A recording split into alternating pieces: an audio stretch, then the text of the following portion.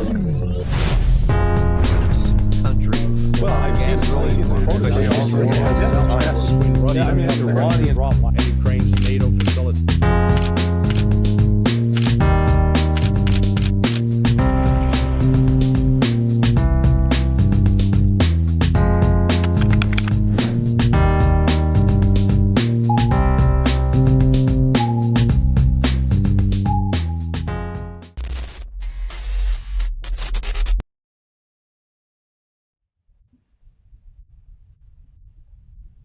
And yeah, we are live. LarryCJohnson, my good friend. Hello, everybody again.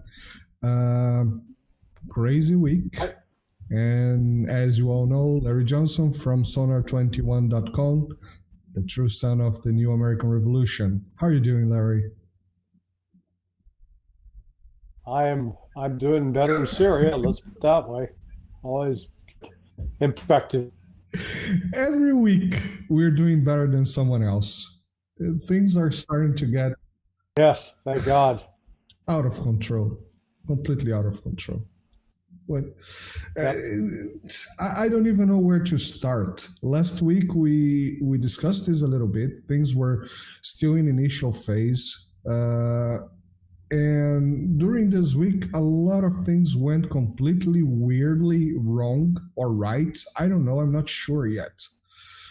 But what the hell is going on? Why do you say right? Explain that one to me. I don't know, because for someone, it's right.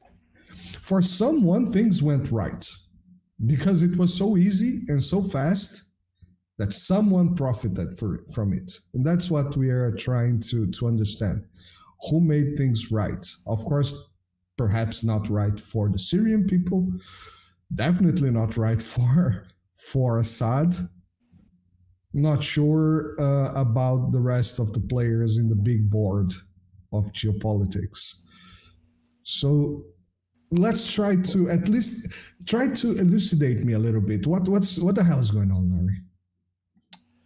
Well, look, this the plan for the CIA, going back over 20 years, some would argue it may go back 60 years, was to overthrow the government of Bashar Assad, previously the government of Hafez al-Assad. And it was always with an eye towards helping secure Israel. And to that end, we go back to 2011, 2012. The United Kingdom, once they got rid of Gaddafi in Libya, used Libya as a platform for supplying weapons to Turkey that were then in turn supplied to these, I call them jihadist elements. And maybe, I can understand why, some in the community would take issue with that. This flavor, this brand of Islamic extremism that's initially was represented by Al-Qaeda, and then evolved or devolved, depending on your point of view, into ISIS. And then ISIS fragmented, like hitting a ball of mercury. It splits into smaller balls, but it's still the sort of the same substance. And, groups like Al-Nusra, who was responsible for the sarin gas attacks, alleged sarin gas attacks in Syria back in 2013. Even though that was blamed on the Syrian government, the reality was it was Al-Nusra. These groups they're not like Hamas and Hezbollah. Hamas and Hezbollah, they're more organized around securing the land of Palestine, the land of Canaan, that the Zionists call Israel. And so it's really more of a territorial ambition. They don't require an ideological purity test.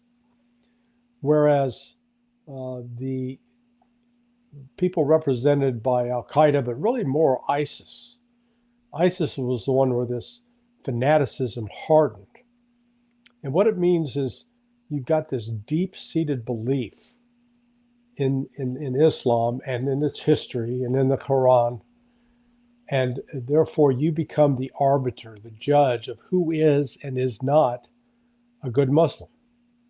And they start from the assumption that Shia Muslims are apostates, that they are blasphemers, that they have strayed from the true religion and therefore should be killed. And that's when we saw that in Iraq after the creation of ISIS in 2003. By, I think it was in 2007, Ayman Zawahiri, the number 2 guy in Al-Qaeda, bin Laden's sort of deputy, sent a letter, a long, lengthy letter, to Zarqawi, Abu Musab al-Zarqawi, the head of ISIS. And basically, Zawahiri didn't disagree strongly with Zarqawi in terms of the view of Shia Muslims as apostates. But he did say, hey, look, you got to play this a little smarter politically.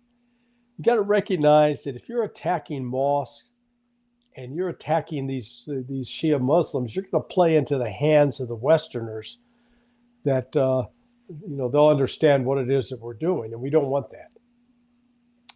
So he counseled him just to chill hold off for now on attacking the Shia. So these groups then, they basically pick up residents, very attracted folks from around the world. And they've been legitimately identified as terrorist organizations. What I call a terrorist organization. It's a real simple definition. I credit Bibi Netanyahu for providing it. It is the violence against civilians for political purposes. Simple.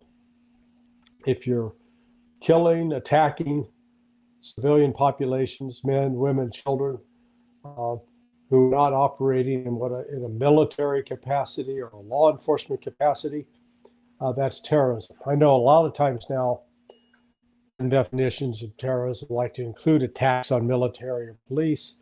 I would simply rule that out as, hey, that we have another word for that. That's a war, W-A-R. So here is the United States, and I know when I say that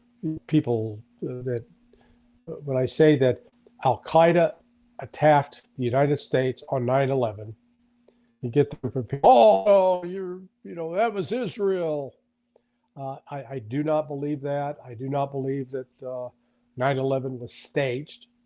I do believe that Israeli intelligence certainly had information about that impending attack that could have prevented it, but chose not to share it with the United States, calculating that such an attack would get the United States off its ass and into wars in the Middle East that would serve the interest of Israel. I believe that that's what happened. But and they calculated right. Yeah, no, I think it was exactly right. I think that explains, the so-called dancing Israelis in Jersey. That's why they're dancing. They're jubilant. They knew what this meant for the potential future of Israel. But that group Al-Qaeda, it started off with a sort of a broader vision of trying to unify Islam, attack and destroy the United States and Western, basically Western colonialists. Evolved under ISIS away from sort of this, willing to incorporate and work with the Shia to trying to kill and destroy the Shia. And yet here's the United States basically initially providing indirect funding. And I think there was actually direct contact with and direct funding and training provided to this descendant of ISIS, Hayat Tahrir al-Sham, HTS. HTS is just another flavor of ISIS. It's not a more modern version. It's not an inclusive version. They're not. This is not ISIS for transgender. This is not. Oh, we're the ISIS that loves. We're the ISIS that loves homosexuals. No.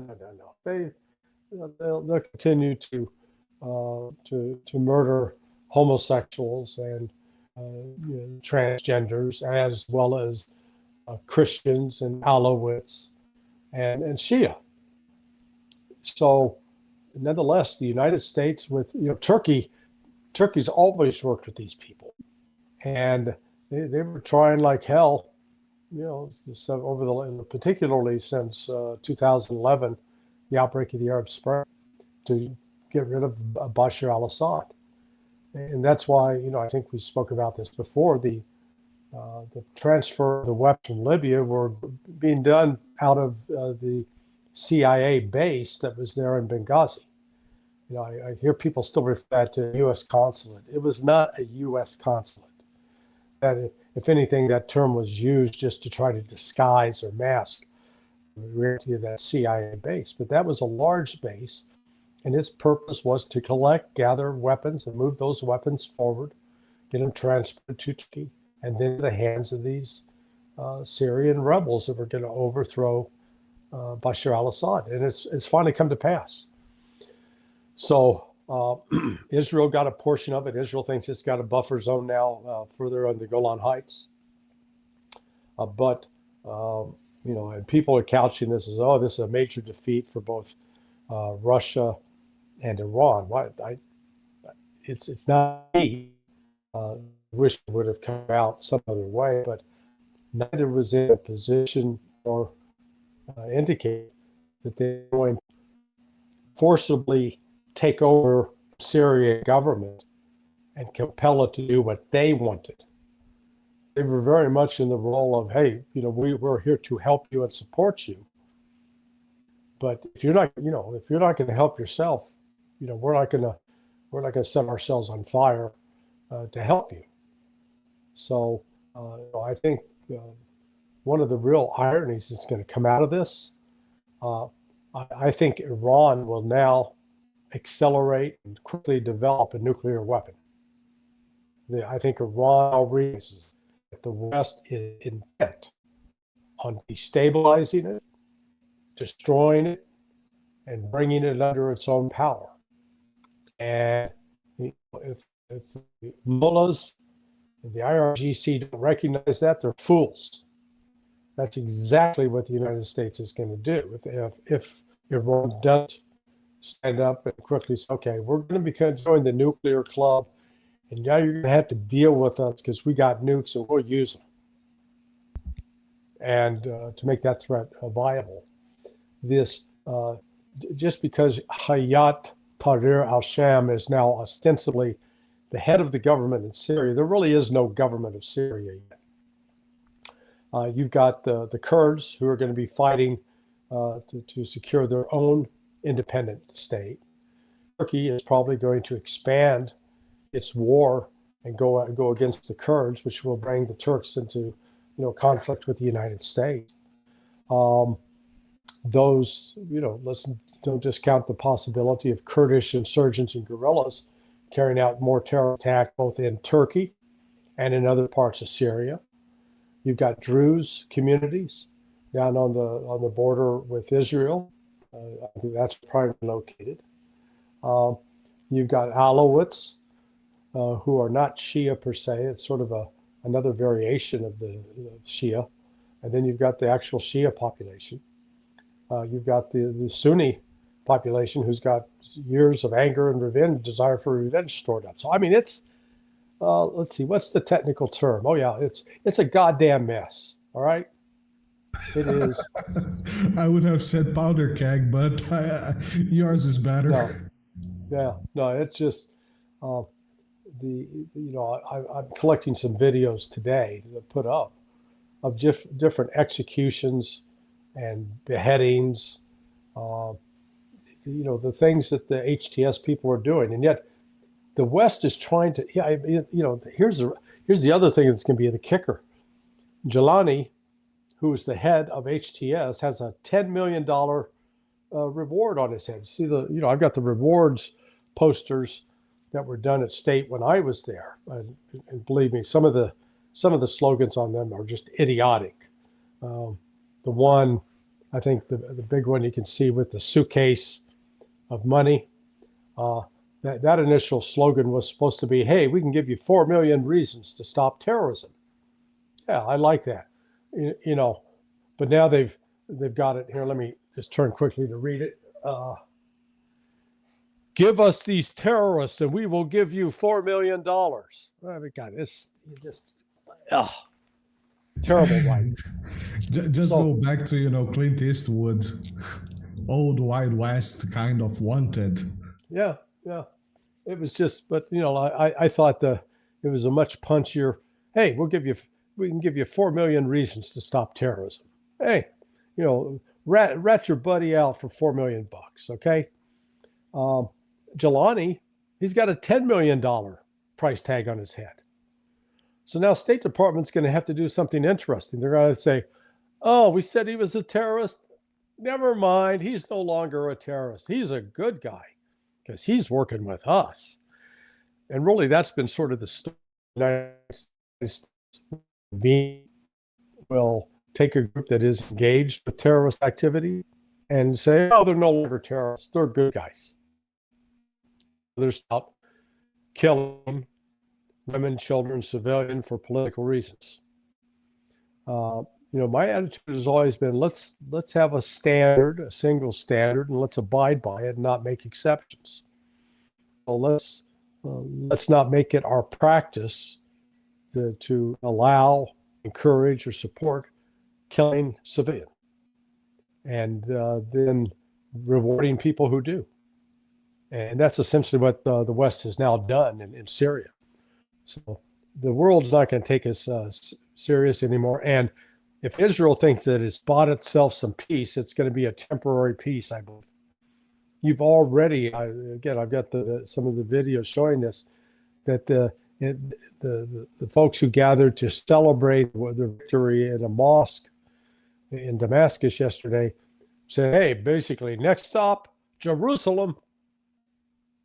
And we're even thinking about pledging their support to Hamas. So this is, if Israel thinks it's bought itself some breathing space, I believe it's only temporary at best. Yes, I saw this video Pepe Escobar, I think, shared on Twitter early today or yesterday, late evening. I shared it as well. This video of the guy saying, now we're going to liberate Jerusalem. Why not? Yeah. Build a corridor all the way to Gaza. Okay. Yeah. This weekend, Larry, I had 2 live streams with 2 Brazilians.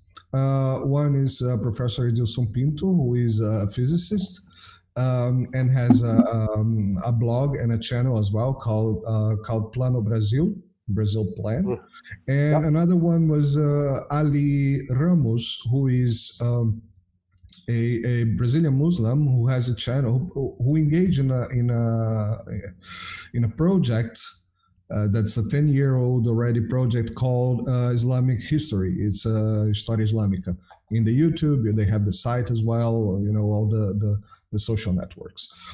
And I was so this Ali Ramos was very interesting because he focused on Islamic history, but in a more recent geopolitical sphere. And well, first of all, he got me completely dizzy. As we talk and you say a lot of things, and my head goes like boom. I don't know any of that. And I was talking to him, and he was explaining a lot of these names that, when I was young, there was Shia and Sunni, and that was it. Now you have, Salafis and Wahhabis and Alawis, everybody, a lot of people. And this conversation with him was very elucidating to the fact that perhaps the big player on this game. We are getting used to look at, United States, CIA, MI6, and yeah, of course they are involved. But perhaps the big player on this particular move was Turkey itself, with Erdogan. And he said the same thing that you just said about Israel. By opening up some doors, they are going to open up some doors for big, shady armies from Turkey. He mentions the Grey Wolves, for example, the Bozkurtlar, right? I wrote the name so I could say it right. The Bozkurtlar, for example, perhaps engaging in Gaza again. And now you have this, which I come also to some senses that sometimes we overthink things, the 4D chess and all those things. And yesterday on Alex Christoforo's video, I don't know if you watched it. Yeah. He mentioned something that I had said this weekend. In the end, some of these, all of these players are human beings. And perhaps Assad was tired. He has this problem, this health problem with his wife that was diagnosed with cancer in May, if I'm not mistaken. Perhaps he was seeing that he was going to fall anyway, perhaps next year in the elections. Things happen so fast. I mean, we are over a year now, and Israel, the strongest army in the planet, has not taken Gaza. Yeah. Well, I mean, but again, if you were lacking in information. If you had the information, if it had been out there, and again, I've never presented myself as a Syrian expert. I haven't followed it in great detail, but just enough to know sort of who the really bad guys are, as opposed to who the marginally bad guys are. The fact that the generals, officers were not getting paid, and the extent of the economic suffering of people throughout Syria, that was not really getting reported or portrayed in any significant way. So if you'd known that, I think the calculations that, hey, the Syrian army is not going to stand because they're not getting paid. I mean, that's real simple. So I would argue if you had that piece of information beforehand, you'd certainly come to a different conclusion. But yeah, Turkey's been a major player in this. But again, it wasn't Turkey's initiative. Okay, Turkey had the desire. The U.S. and the U.K. had other desires and intents, but they all came together. They found some common interests. But the role that the West played was both providing money that was being funneled to HTS that they could then distribute and use to pay off some of the Syrian officers so that they wouldn't fight. That's one technique. The other aspect was that they brought in Ukrainians.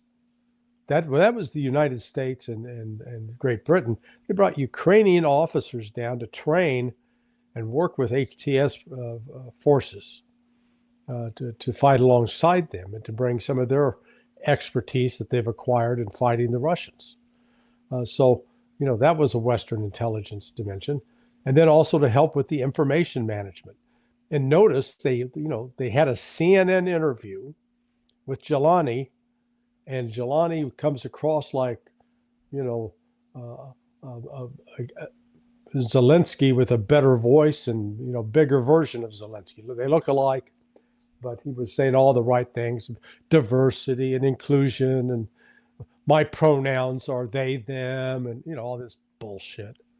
Environment. Global army. Bingo. Yeah. I mean, it was ridiculous, but it sold. And notice, the CNN woman had on the headscarf, the head covering. And yet, just a few months back, when what's her face for CNN, she was supposed to Amanpour. Yes, Christian Amanpour. Amanpour. Yeah, Christian.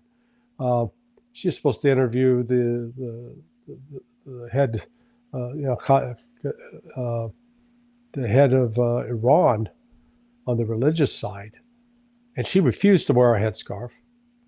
And yet, when she'd done a previous interview with the Taliban, she'd wear a headscarf. So I mean, it's just, this is all propaganda. So they wouldn't show respect to Khatami, but would show respect to Jelani. Would respect. Yeah. So I said, this is all Western propaganda. It's part of trying to shape a narrative and give images, and convince people to support something that is actually absolutely unsupportable. There's no way in hell we should be supporting this takeover of Syria. And they try to couch it that, Saddam Hussein or Bashar al-Assad, just like we did to Saddam Hussein, the worst guy in the world, terrible. Yet there have been there were times, as I understand it, during the immediate aftermath of the attacks of 9/11, where Bashar al-Assad actually offered assistance to the West, and they were allowed to torture some of the Al-Qaeda members or suspected Al-Qaeda members in Syrian prisons. Now, you could argue that this is karma coming around to bite Assad in the ass. Hey, you engage in torture and illegal detention, turnabout's fair play. And I can't necessarily argue with that, but this is, this was clearly a big Western intelligence operation that jived with Turkey's MIT, their internal intelligence. But they've had this relationship has been going on for years, and they've been collaborating with how to overthrow and destroy Syria for years, for more than a decade. So this is not new. Yeah, today I saw some videos going around the web. Perhaps I didn't check, but they seem like Turkish TV, kind of drawing a map of an expansion of Ottoman Empire or something like that. Perhaps it's old stuff. I'm not sure. I just saw this going around as a gossip, mentioning as a gossip. So I don't quite understand what was the purpose of that. But do you believe that Turkey, even with all that, do you believe that Turkey has intentions to, expand into Syria? We already saw Israel expanding into over the Golan Heights. Do you think Syria is going to be the new cake to be chopped in small pieces, and each one is going to take a bite? Yeah, it's not a matter of thinking. That's what's happened. I mean, that's already happened. So, definitely Turkey is taking control of the north. What remains out of the reach so far is the Kurdistan. So what the Kurds do?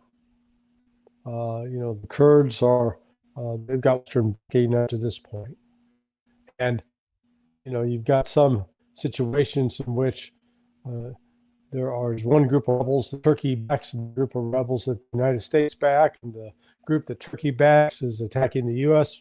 group. And the United States sometimes will provide air support and will kill the Turkish side. This, like I said, I come back to that phrase I used. It's a damn mess. This is going to be like a circular firing squad. It really is. It's outrageous. It's going to degenerate into more chaos than we've already seen.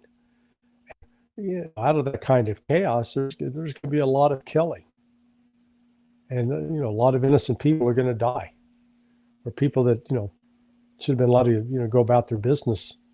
Normal life is going to cease. So the flood of refugees to different countries is going to accelerate as well. I mean, it's just awful.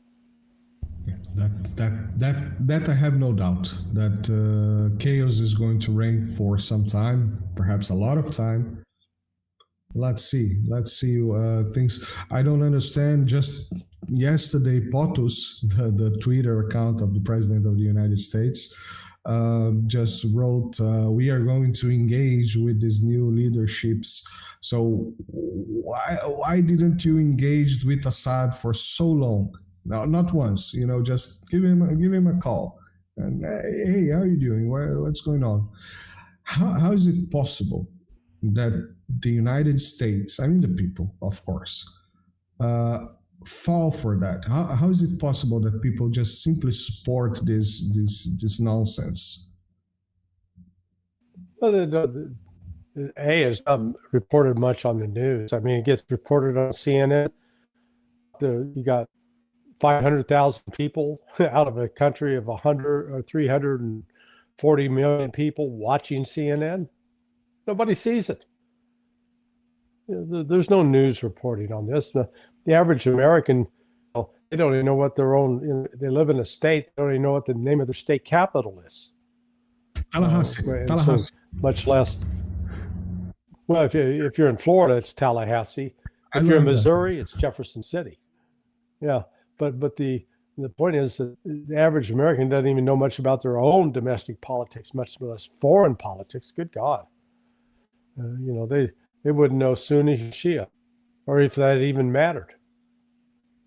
So that's, with just lack of knowledge, ignorance, which is one of the reasons I try to get out on as many podcasts as possible, trying to educate, trying to help people understand that there's a complexity here that you need to understand. Yeah, that's that kind of what pushed me to do this. I already said I'm the computer guy. I'm a software engineer. I'm not supposed to be doing that. There are people being pretty well paid to do that, and I just do it better. Come on, it's impossible. Yeah, it's impossible. Larry, just moving away a little bit from Syria. So Ukraine. We haven't seen any more, long-range missiles from Ukraine. I wrote a piece about this. What do you believe happened there? Did they run off, or did you read the piece I wrote? Yeah. Apparently not, because I addressed this specifically. November 27th. We didn't find out about this until last week, so we're talking about. December 5th or so, we learned that the previous week there had been a phone call between General Gerasimov and the chairman of the Joint Chiefs of Staff, Charlie Brown. And we don't know what was said. There's no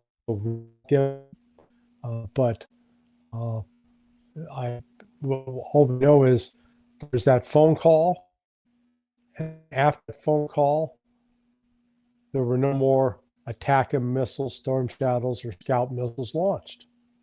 None. Well, why was that? I guarantee you what happened on that phone call is that Gerasimov told General Brown, he said, look, if you guys fire any more of these missiles, we're going to take out NATO bases in Romania and in Poland. And we're serious. And then at that point, if you want to escalate, we're prepared to escalate. I think General Brown said, okay, General Gerasimov, thank you. I hear you. I understand. And we'll take care of it. And I think he immediately got on the phone with the Brits and the French and the Poles and the Ukrainians, and basically said, hey, cut this shit out. Cut it out. And that's why it stopped. I knew it. I read the blog. I love the Charlie Brown name, not the Snoopy dude. Yeah. But this is... He doesn't even look a thing like Charlie Brown. He's General Brown is a much taller, fitter version. He's not a short, fat, chubby kid. Yeah, And He actually both. also happens to be black, not lily white Caucasian. But he's been, from what I can see, he's been at least an improvement over Mark Milley. Good God! But that's what happened. Yeah. Yeah, for sure. For sure, there was. We know that there is some communication. We knew when the Oreshnik was launched that both sides said publicly that there was communication. The White House said it, and the Russians said it. Lavrov Right. said it to Tucker Carlson even. There was 30-minute communication. That is a standard procedure. So there is some back channels. What we knew was that they said, "Hey, we're firing. We're going to fire this. This is not a nuclear strike." That kind of thing. What we didn't know was the actual conversation between Gerasimov to Charlie Brown, that the Russians made a point of saying, "Hey, we've had this conversation." We implied it was something more than just giving them a heads up on we're going to launch. Yeah, sure. But to the end, about Ukraine still, Zelensky seems a bit completely out of touch with reality. He's pressing to ascension to NATO. Yeah. Because Trump's not going to do it, so it looks like he's searching for his last 40 days of chance to NATO accession. What do you take from that, Larry? Yeah, no, he's desperate. He's got we've got 41 days from today, so he recognizes he's going to get nowhere with Trump, and I think Trump's made that pretty clear. If the meeting didn't go well with Macron that they had prior to going to the commemoration, the rededication of the Cathedral at Notre Dame in Paris over the weekend. But because if it had gone well, he wouldn't be out saying, "Oh, well, Trump's not president yet, and Biden is, so I'm going to go to Biden. Biden's the one that counts." Biden, that is about the stupidest thing he could have done. He's guaranteeing that Trump will beat him. At least If not willing yet. to kiss Trump's ass. Yeah, if you're willing to kiss Trump's ass, he'll put up with you even doing some stupid stuff, just as long as you kiss his ass. Just like Macron did, You see the hug, the big bros. Jesus Christ. Yeah. So I have to finish just mentioning this because I forgot. I was supposed to mention this on the Syrian part, and I was just checking on Twitter today early morning, and there was this X tweet from Kaja Kallas, the new foreign minister of European Union and vice president of the European Commission. Yeah. Jesus Christ, who chose these people? And she was saying that she had contacted to learn about the situation on the Middle East and on Syria, all that. She contacted the foreign minister of Morocco. I was baffled by that. Why?